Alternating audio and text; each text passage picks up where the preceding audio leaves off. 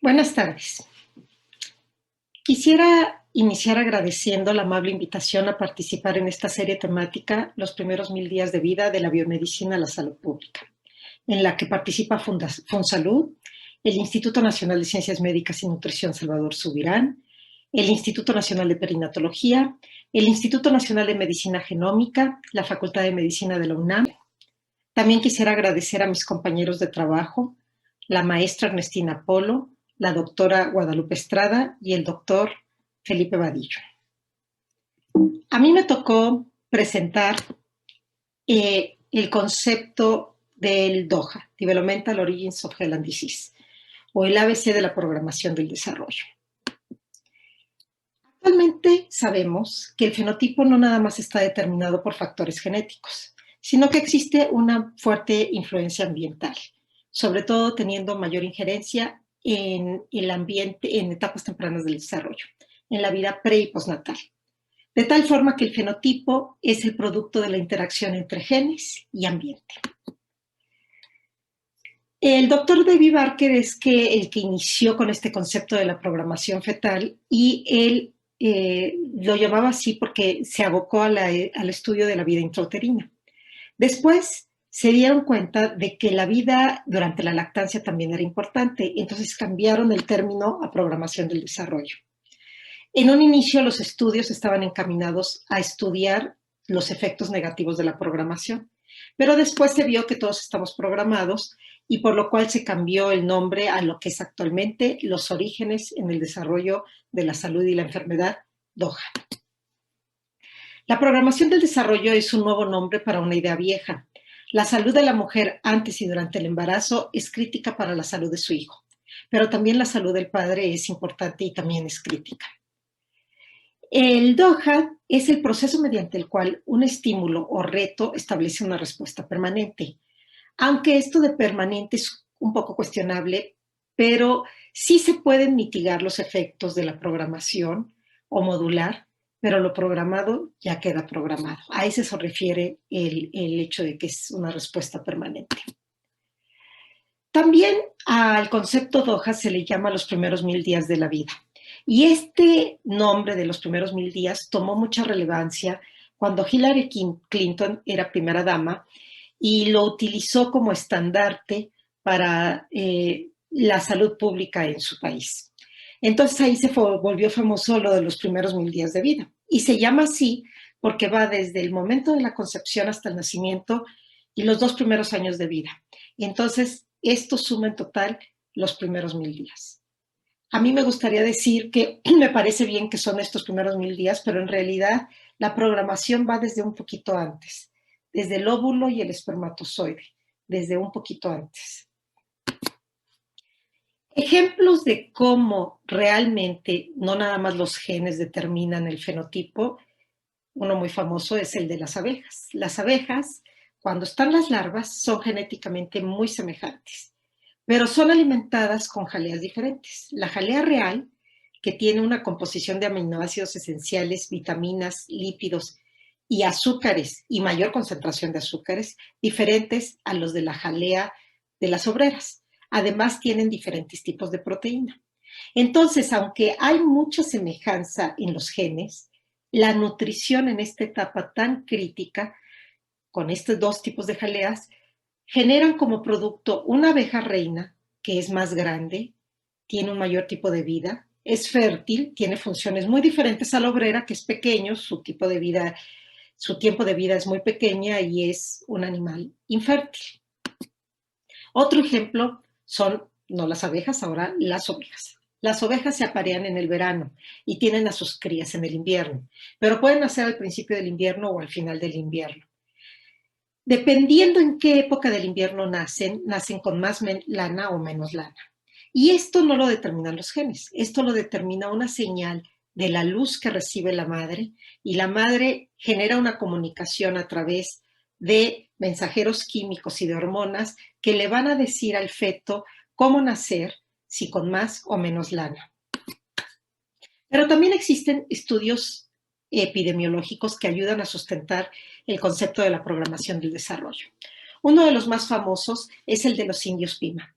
Los indios Pima viven en el sur de Estados Unidos y en el norte de México. Entonces, genéticamente son muy semejantes, son indios Pimas todos, pero los que viven en el sur de Estados Unidos tienen un 95% de sobrepeso, esa es su incidencia, el 50% tiene diabetes tipo 2 y el 70% de los que fueron expuestos a diabetes en el ambiente prenatal desarrollaron diabetes en una edad muy temprana, entre los 25 y los 34 años. Nada de esto sucede en la población de los indios Pima que viven en el norte de México. Entonces, la semejanza genética genera un fenotipo diferente por el ambiente. Otro ejemplo muy contundente es el del invierno ambiente holandés. Y se le llama así porque fue cuando los nazis sitiaron la Holanda Occidental de septiembre del 44 a 7 de mayo del 45. Coincidió que además fue un invierno muy crudo. Entonces, la escasez de alimentos con este invierno tan frío, tan fuerte, generó que hubiera mucho estrés en las mujeres que estaban embarazadas y pues que tuvieran un cierto tipo de desnutrición. Esto hizo que cuando ya nacieran y fueron alimentados de una forma normal, se hicieran estudios epidemiológicos de qué había pasado con estas mujeres embarazadas y sus hijos cuando ya eran adultos. Estas personas actualmente ya tienen un poco más de 70 años y se sabe que en ellos hay una mayor incidencia de diabetes y mayor incidencia de obesidad, y esto va a depender del momento en que la mamá sufrió el invierno hambriento holandés. Porque si es al principio del embarazo, ahí hay más diferenciación. Si es al final del embarazo, ahí hay más proliferación. Entonces, dependiendo en qué momento sufrió la mujer la escasez, el exceso de frío y el estrés, va a hacer que el producto tenga una mayor probabilidad de diabetes o de obesidad y de otras cosas que se han estudiado y poco a poco se han ido publicando. Hay muchos factores que generan la programación negativa, pero una de las más estudiadas es la nutrición. La nutrición tiene una preponderancia en las etapas tempranas de la vida. Se sabe por estudios epidemiológicos y por animales de experimentación que tanto la desnutrición materna como la obesidad materna, por mecanismos diferentes, generan enfermedades metabólicas en los hijos y una mayor predisposición de obesidad. Por muchos estudios epidemiológicos de muchas partes del mundo, se sabe que el peso al nacimiento hay una correlación con el índice de masa corporal en la vida adulta. Los niños que nacen demasiado pequeños o muy pesados van a tener una mayor índice de masa corporal cuando son adultos. Bueno, todos estos, hay una sociedad actualmente que se llama la Sociedad del Developmental Origins of Health and Disease. También en Latinoamérica existe un capítulo de los países latinoamericanos que pertenecemos al DOHA y se han escrito y publicado muchas cosas al respecto. El doctor Peter Nathaniels, que actualmente se encuentra en la Universidad de Wyoming, pero cuando escribió su libro Life Before Birth, Vida antes de nacer, estaba en la Universidad de Cornell y actualmente está por publicar la segunda edición de este libro. En este libro estableció 10 principios para la programación. En esta plática voy a hablar de ejemplos de casi todos los principios que él menciona en su libro y que ampliamente recomiendo. El principio número 1 habla de que hay ventanas específicas para la programación de mayor vulnerabilidad. Un ejemplo muy bonito es el de la rata hembra, que hacia los 4 días de edad se le administra testosterona. Esta rata no va a ovular nunca en su vida y no va a tener ciclos, va a ser infértil. Sin embargo, si a la rata se le administra la testosterona cuando tiene 16 días de edad, no le va a pasar absolutamente nada. Va a tener ciclos regulares, va a ser una rata hembra totalmente normal. La diferencia es nada más de 12 días. Sin embargo, en esta edad de 4 días es cuando se está llevando a cabo la diferenciación sexual a nivel hipotalámico, de tal forma que la testosterona tiene un efecto contundente en esa edad, y no así a los 16 días. Las células que se están dividiendo más rápidamente son las que tienen mayor riesgo. ¿A qué? Pues a químicos no naturales como el alcohol, la nicotina, las drogas, los químicos naturales como hormonas, nutrientes y vitaminas, pero que se encuentran en concentraciones o muy elevadas o muy bajas, y fuerzas físicas anormales como la presión sanguínea alta. Entonces, una mujer embarazada va a tener efectos negativos si tiene hormonas de más, si hay una presión alta, si sufre estrés. Por ejemplo, ahorita que estamos viviendo la epidemia, pues las mujeres embarazadas, aunque no les dé COVID, el simple hecho de estar en esta epidemia les está generando mucho estrés, y los resultados los vamos a ver en las generaciones que están por nacer o que ya acaban de nacer en este año. El tabaco también es muy malo, la diabetes gestacional, el alcohol y la mala nutrición, ya sea una mujer desnutrida o una mujer con obesidad. Bueno, entonces las condiciones intrauterinas anormales como una nutrición inadecuada o la alta concentración de glucocorticoides, porque los glucocorticoides son como grandes orquestadores para la programación, incrementan la susceptibilidad para el desarrollo de enfermedades en la vida adulta. Las enfermedades más estudiadas son los problemas cardiovasculares, la diabetes, la obesidad, aunque actualmente ya se ha estudiado para casi todo, ¿no? Para la función reproductiva, ansiedad, memoria y aprendizaje. Entonces se ha explorado abiertamente, pero esto es lo más estudiado. Algo muy importante es lo de los glucocorticoides. Cuando una mujer tiene amenaza de parto prematuro, se le da a veces dexametasona, algunos tipos de glucocorticoides para prevenir para ayudar a la maduración pulmonar de un producto que van a ser inmaduro. Esto está bien si realmente van a ser inmaduro, van a ser prematuro, pero si no, dar una indicación de glucocorticoides a diestra y siniestra tiene un efecto negativo en términos de programación, y ya actualmente se sabe. Bueno, ¿cuáles son los mecanismos de la programación? Son muchos. Por ejemplo, la influencia nutricional altera el número de células y la organización intracelular, la comunicación entre las células, y que van a hacer que los órganos queden organizados de una forma diferente, y de una forma muy importante, los cambios en la expresión del DNA. No los cambios en el ADN, eso no sucede, sino cómo se va a expresar este DNA, ya sea por metilación en las proteínas que las rodean o metilación en el propio DNA, y algunos otros tipos de cambios en la expresión. Aunado a esto, también tenemos el incremento del estrés oxidante, un desbalance entre las enzimas antioxidantes y el exceso de estrés oxidante, que generan también programación adversa. Otro ejemplo y este sería el principio 4 de cómo los órganos quedan afectados. Por ejemplo, si una mujer está embarazada y sufre desnutrición y hay mucha escasez, el producto en crecimiento, el feto, va a formarse con carencias en todo. Un ejemplo, por ejemplo, el riñón. Cuando nosotros nacemos ya con el número de nefronas, que es la unidad del riñón renal.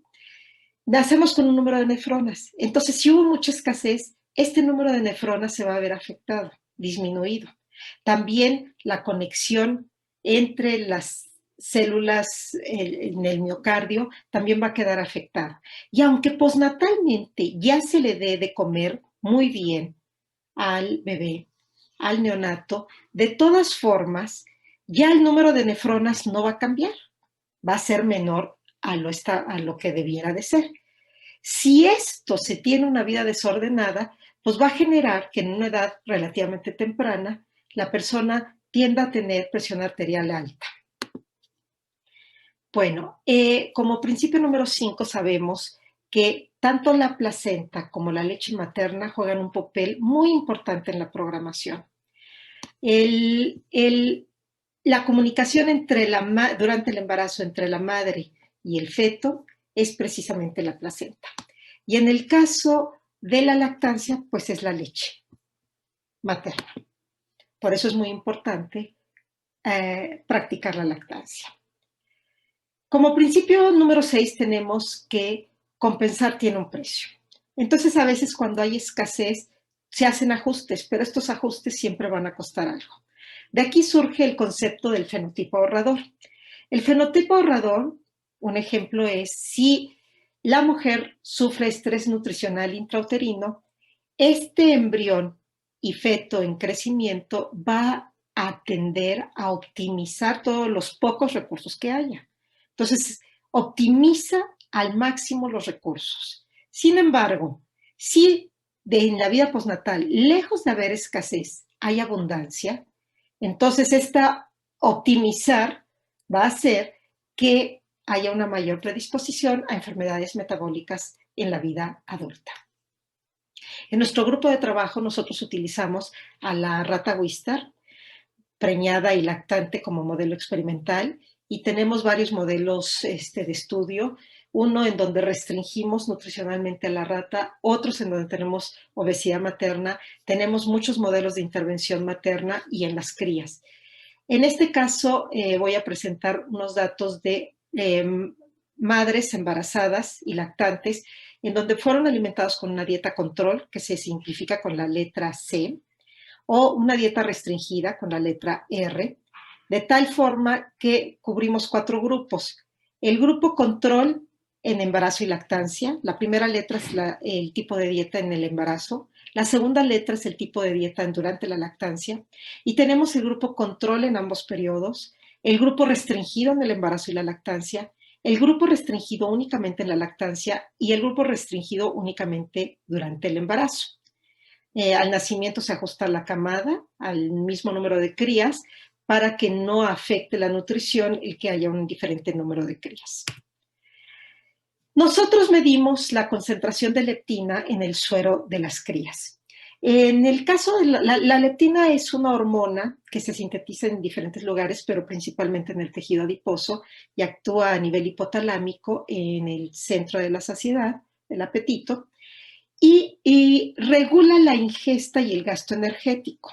En el caso de las ratas, hay un pico de leptina entre el día 10 y 14. Este pico de leptina es muy importante para la adecuada programación del centro del apetito a nivel hipotalámico de la rata. En nuestro grupo de animales controles, tuvimos nuestro pico muy bien, y en el que tuvo restricción durante la lactancia, también estuvo bien el pico de la leptina.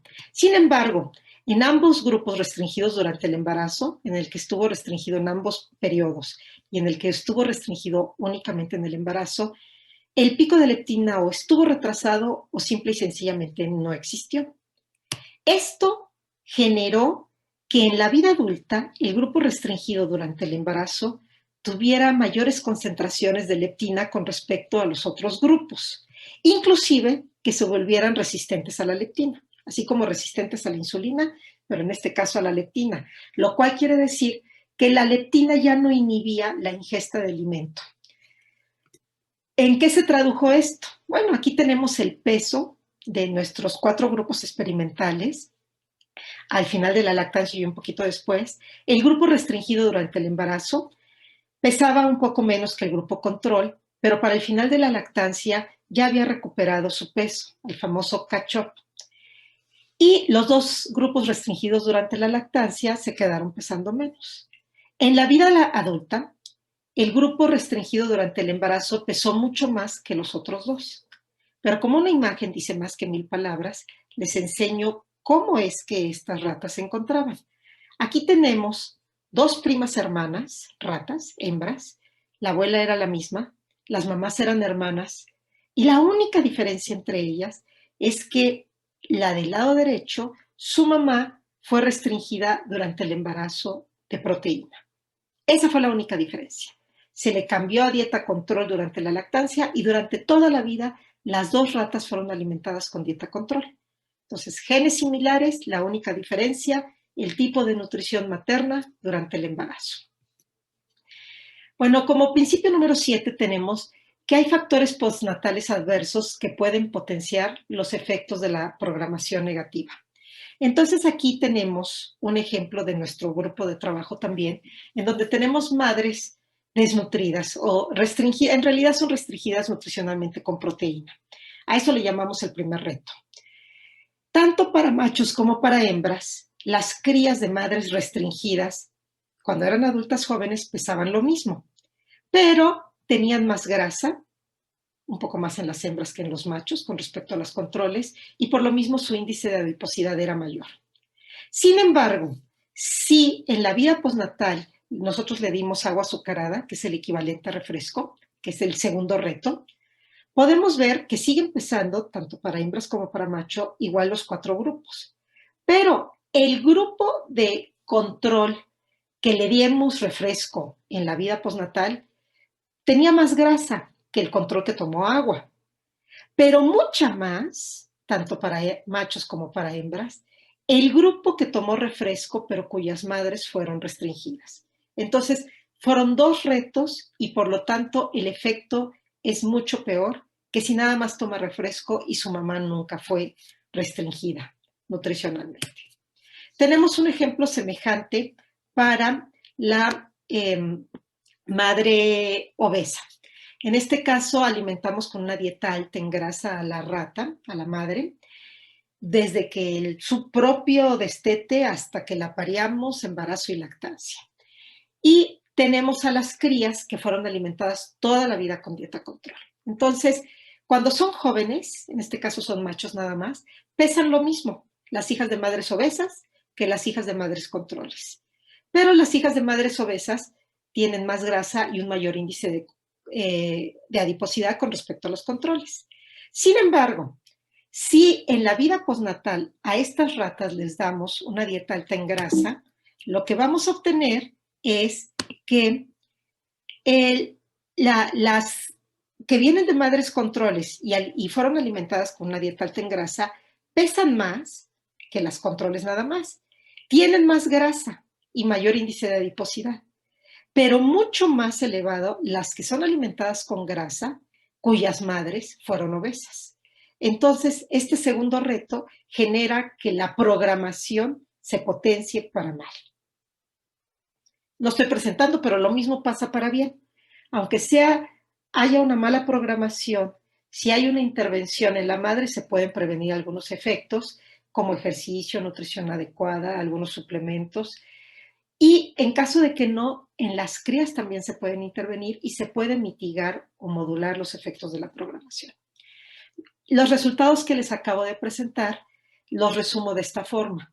Si una madre tiene una alimentación adecuada y su hijo tiene una alimentación adecuada, pues tendrá un fenotipo normal, un peso normal y la grasa normal y corporal.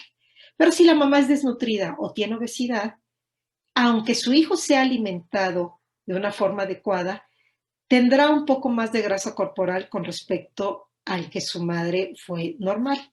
Sin embargo, si les damos un segundo reto con refrescos o con una dieta alta en grasa, el de la madre control va a acumular más grasa, pero mucho más el que proviene de una madre obesa o de una madre desnutrida. Entonces, muy importante también la programación y acompañado de la vida postnatal. Como principio 9 tenemos que el paso transgeneracional de la programación. Los efectos de la programación pueden pasar a través de las generaciones mediante mecanismos que no involucran cambios genéticos. ¿Por qué? Pues porque, por ejemplo, la desnutrición o la obesidad está afectando, o en este caso el cigarro, a la mamá, que sería la primera generación, a su feto en crecimiento, que sería la segunda generación, y la célula germinal del feto en crecimiento, que es la tercera generación. A esto se le llama paso intergeneracional. Pero si se llega a afectar una cuarta generación, a eso se le llama ya paso transgeneracional. Para esto afecta la epigenética. La epigenética son los cambios en las funciones de los genes sin cambios en la secuencia de ADN. Entonces, por ejemplo, aquí vemos 6 formas diferentes de la palabra gen, pero están escritas de forma diferente. Y aunque se lea gen en todas, la diferencia la está dando los factores ambientales. Existen 2 tipos epigenéticos que pueden ser heredados a través de los cromosomas. La nutrición influye mucho, por ejemplo, la metilación de las citocinas o de las proteínas que acompañan al DNA. La vitamina B12 y el ácido fólico son fuertes donadores de grupos metilos y por eso afectan mucho a la epigenética del feto que se está produciendo. Por eso cuando una mamá se quiere embarazar, le recomiendan desde antes que tome ácido fólico porque es un gran donador de grupos metilos. La ventana de exposición a factores epigenéticos va desde las células germinales, fecundación, gestación, desarrollo neonatal, pubertad muy importante, menopausia, edades maduras, en todos los momentos. Pero obviamente tiene un mayor efecto en las células germinales hasta el desarrollo neonatal y también durante la pubertad. La respuesta de la intensidad y del momento va a depender del momento de la exposición. O sea, la respuesta va a depender de tanto de la intensidad como del momento de exposición y como del sexo. Todo afecta. En nuestro grupo de trabajo, utilizando el mismo modelo de la restricción nutricional, vimos el paso, en este caso, intergeneracional. Pudimos ver que los hijos de madres restringidas durante el embarazo tenían una mayor resistencia a la insulina. En el caso de los nietos, dependiendo, si el nieto era hembra, la resistencia a la insulina los tenían cuyas abuelas habían sido restringidas durante el embarazo. En el caso de los machos, la resistencia a la insulina lo presentaban los nietos de cuyas abuelas habían sido restringidas durante la lactancia. Entonces hay diferencia en género, en el sexo, dependiendo, hay un dimorfismo sexual de la ventana de exposición. Pero bueno, esto hablé de los efectos de la madre. También en el caso del padre hay efectos que pasan a través de la generación y la alimentación es muy importante. Por ejemplo, la función reproductiva de los machos con respecto a cómo fue su mamá es muy importante. Aquí podemos ver, estudiamos nosotros a nuestras ratas desde el nacimiento hasta que llegaron a una edad ya madura y ya de vejez. Estudiamos adulto joven, adulto maduro y adulto ya grande. En este caso, 110 días de edad, 450, 650. El grupo, las barras blancas son el grupo control, las barras negras son el grupo proveniente de madres obesas, alimentadas toda su vida con dieta control, pero las madres eran obesas. Las letras significan las diferencias en el mismo grupo experimental a las diferentes edades. Y el asterisco es la diferencia a la misma edad entre los dos grupos de nutrición materna. Hay que recordar, la cría siempre fue alimentada con dieta control. Cualquier efecto que veamos se debe a la nutrición materna. Entonces podemos ver tanto en el testículo, pero también lo vimos en los espermatozoides, que incrementa con la edad el estrés oxidante. Bueno, en el grupo control no se alcanza a ver cambios significativos. En el caso de las crías de madres obesas, va aumentando con la edad y desde el principio hay mayor estrés oxidante en el testículo y en las células germinales con respecto a las del grupo control. También la testosterona en el grupo control cae con la edad. O sea, la testosterona disminuye en las concentraciones conforme envejece el hombre. Pero si viene de una madre obesa, las concentraciones de testosterona serán más bajas y caen más rápidamente, como se alcanza a ver con respecto al grupo control. En cuanto a función reproductiva, aquí podemos ver los espermatozoides de los controles y los machos son diferentes a los de los humanos. No presentan tantas anormalidades, pero podemos ver que para el grupo control, conforme envejecen, se empiezan a ver más anormalidades en los espermatozoides. Sin embargo, en edades más tempranas se ve en las crías de madres obesas, los espermatozoides de los machos de madres obesas. Y esto, la plausibilidad, se refleja en la tasa de fertilidad. La tasa de fertilidad va cayendo con la edad, aunque no alcanza la significancia en el grupo control, pero en las crías de madres obesas, en una edad más temprana, disminuye la fertilidad con respecto al control. Esto es importante decir que aunque sí sean fértiles, la calidad de sus espermatozoides es diferente, porque hay mayores errores, menor concentración y sobre todo mayor daño oxidativo. Y esto se ve reflejado en la siguiente generación. Las hijas de estos machos obesos tuvieron problemas, las hijas, no los hijos, en términos de ansiedad y de memoria y aprendizaje. Así como lo tuvieron ellos, lo heredaron a las hijas a través de los daños en los espermatozoides. De tal forma que hay un paso transgeneracional. Si la madre, la mujer embarazada, tiene algún tipo de malnutrición, restricción del flujo uteroplacentario, un incremento de glucocorticoides, diabetes gestacional, programará adversamente al feto en crecimiento lo cual va a generar que haya una mayor susceptibilidad de enfermedades metabólicas y de otra índole en el producto, ya sea macho o hembra. Sin embargo, si es hembra, además, todas las complicaciones metabólicas que ya se generaron van a hacer que haya un embarazo diferente con cambios morfológicos y metabólicos que van a afectar a la siguiente generación. Ahora, sea macho o sea hembra, a través de la línea germinales, los cambios epigenéticos y de daño por estrés oxidante van a generar la programación primero intergeneracional y luego transgeneracional de las crías. Como principio número 10, tenemos que la programación afecta diferente dependiendo del sexo. Y bueno, ya había puesto yo algunos ejemplos al respecto, pero una de las explicaciones es que, por ejemplo, el proceso de metilación y desmetilación en las células germinales cuando se están desarrollando, se metilan, se demetilan. Cercano a la fertilización hay una alta metilación, pero en el momento de la fecundación, de la fertilización, si el producto es macho, hay una demetilación muy rápida. Y si es el hembra también, pero tarda un poquito más. Estos cambios epigenéticos van a hacer que el tipo de retos tenga un impacto diferente si es hembra o si es macho. Entonces, los factores que influyen en el dimorfismo sexual durante la programación van a estar dados por diferencias en el patrón del desarrollo genético, transcripcional y morfológico. También porque las diferencias en el tiempo de desarrollo afectan. En general, los fetos que crecen más rápido son más susceptibles a los retos. Y el efecto a la exposición de hormonas esteroideas en útero y postnatales. Dependiendo de la hormona, habrá un mayor, y de la ventana, un mayor efecto en machos o en hembras. En nuestro modelo de obesidad, en donde yo les contaba que teníamos ratas, Wistar, las cuales desde que eran destetadas, desde su propio destete las alimentábamos con una dieta alta en grasa y esta era grasa de manteca. No les gusta mucho, pero como lo hacíamos desde el destete, la aceptaban bien.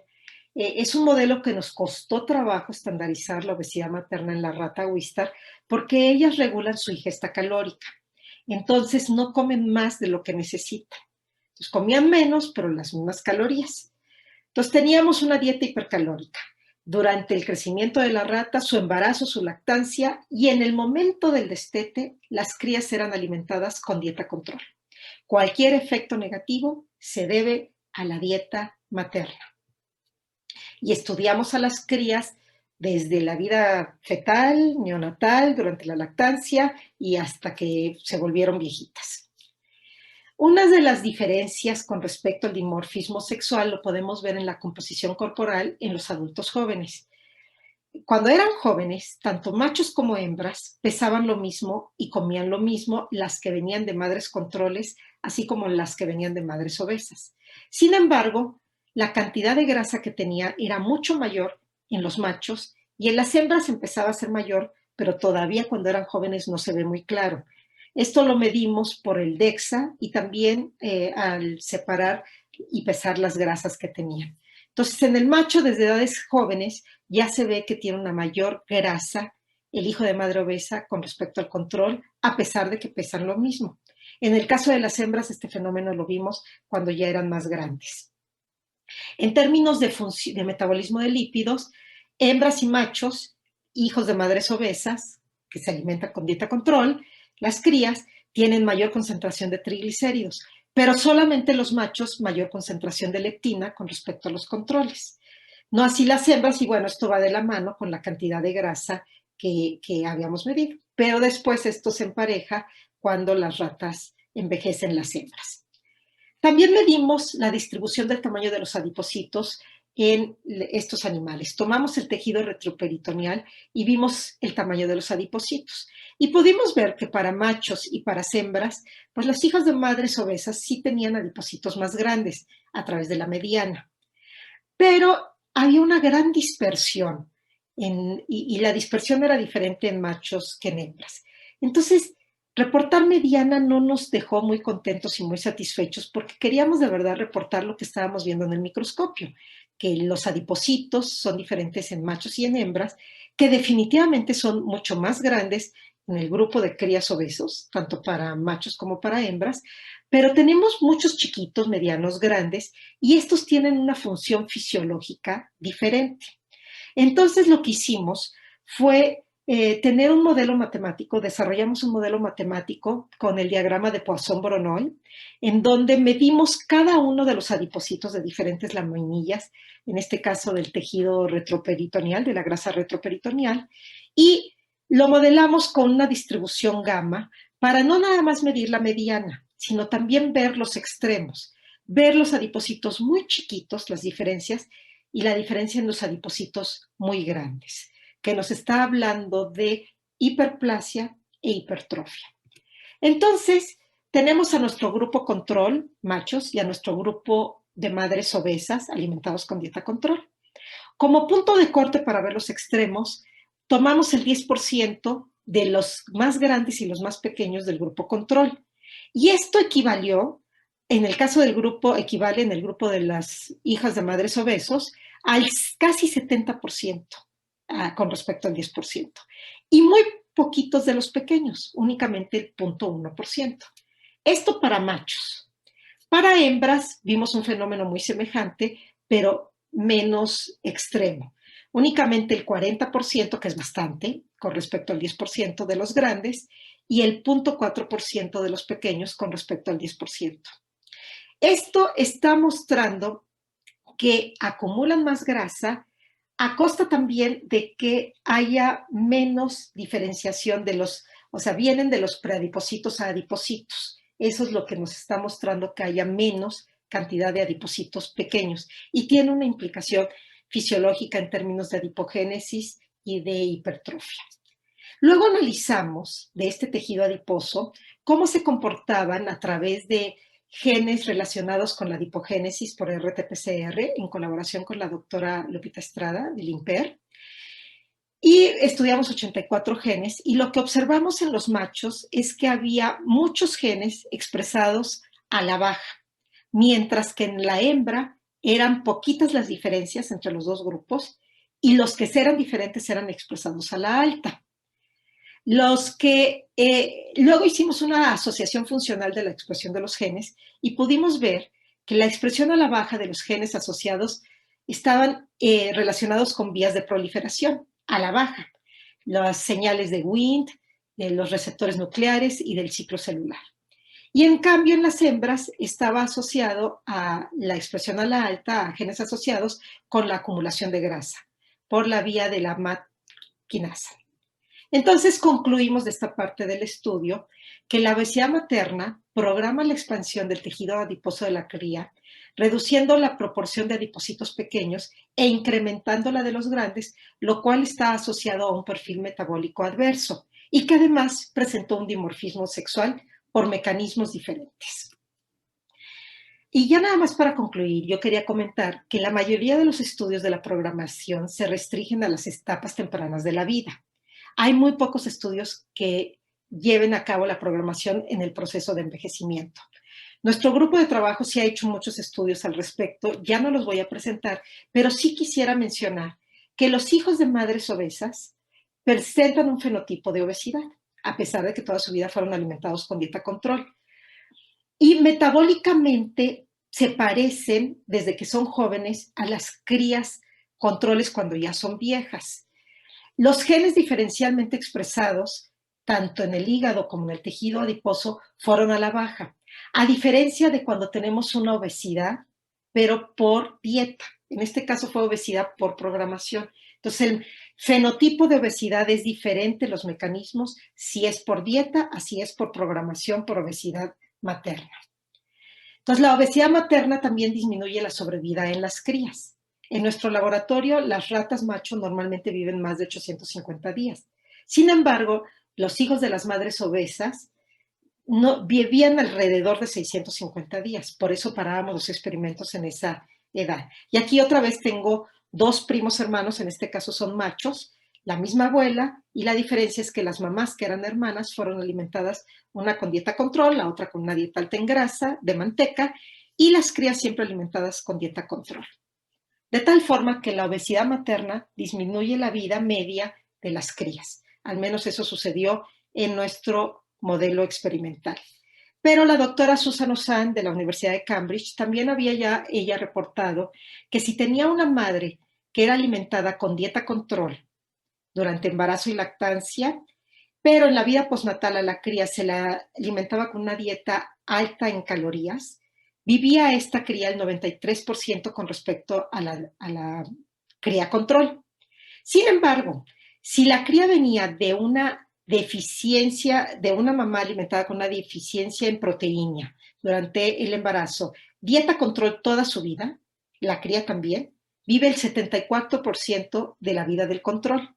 Si esta cría cuya madre fue restringida durante el embarazo es alimentada con una dieta alta en calorías, vive el 68% con respecto a la cría control. Esto se hizo en ratones. Entonces, la programación materna y la vida postnatal generan que haya una sobrevida diferente. Esto encaja muy bien con las curvas de Kaplan-Meier de sobrevida en humanos de acuerdo al índice de masa corporal materno. A mayor índice de masa corporal, las obesas, las crías viven menos, luego las de sobrepeso, luego las de bajo peso y las que más viven son las que tienen un índice de masa corporal normal. De tal forma que el fenotipo va a estar dado por los genes, la forma en que nos programaron, el estilo de vida y todo eso va a hacer que tengamos un envejecimiento diferente. Para finalizar, quisiera agradecer al grupo de trabajo del Laboratorio de Programación del Desarrollo de Biología de la Reproducción del Instituto Nacional de Ciencias Médicas y Nutrición, mis compañeros, los doctores, investigadores, científicos, muy buenos, muy comprometidos todos ellos, estudiantes de licenciatura, maestría y doctorado, nuestro personal de asistencia, y nuestros asesores, el doctor Fernando Larrea y el doctor Peter Natales. Muchas gracias y estoy lista para cualquier tipo de preguntas. Gracias.